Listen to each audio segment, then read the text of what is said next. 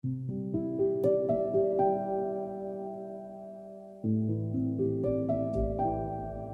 dati ko na mga classroom is mahirap tsaka mainit, tapos medyo masikip tsaka madilim.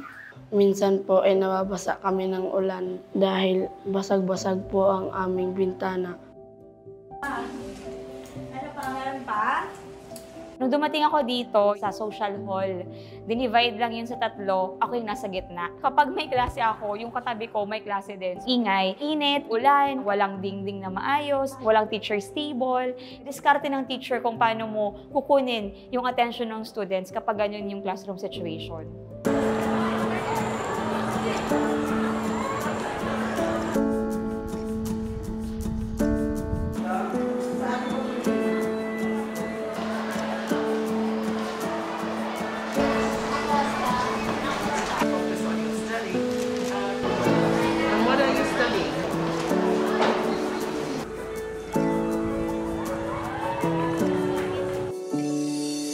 Gustuhan ko po is mas malaki na po yung classroom.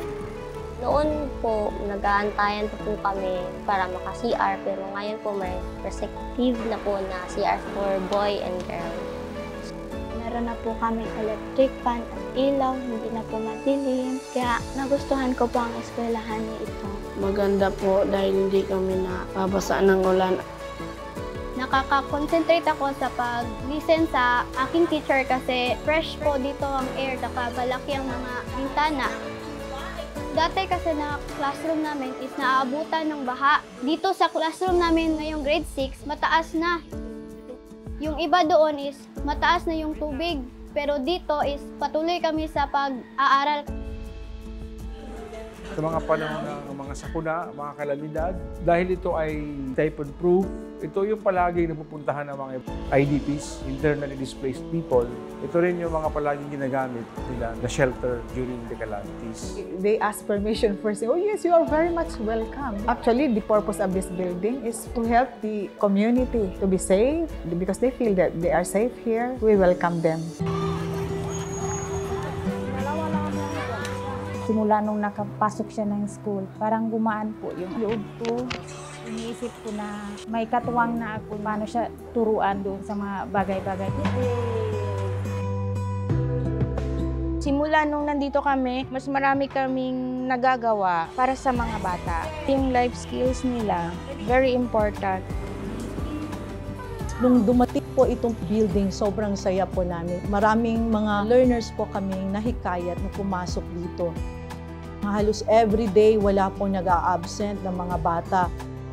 Nawawala na sila ng pag-asa noon. Ngayon, yung mga parents nila is nilalabas na nila yung kanilang mga bata dahil po mayroon ng magandang paaralan. Classes were just recited under Mingo 3. And the ALS learners, they're just borrowing classrooms from the elementary. But with the construction of this ALS EST building, learners are already in proper learning environment.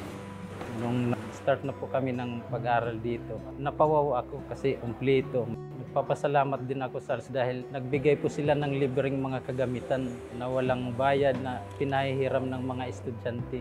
When it comes to job hiring, they are the one hired because of their qualification.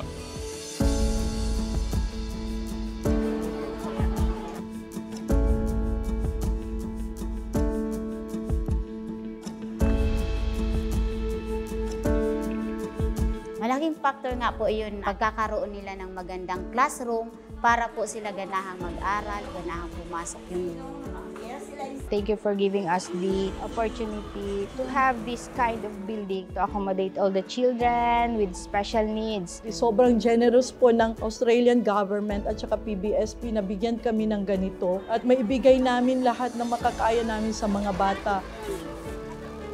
Tulong na ibinigay niyo sa amin, we hope na ibalik namin yun, nagmaganda sa inyo at ipakikita namin sa inyo na marunong kami tumanggap ng project at marunong din namin pahalagaan. Marami po kayong natulong mag-aaral. Salamat po. Maraming salamat po.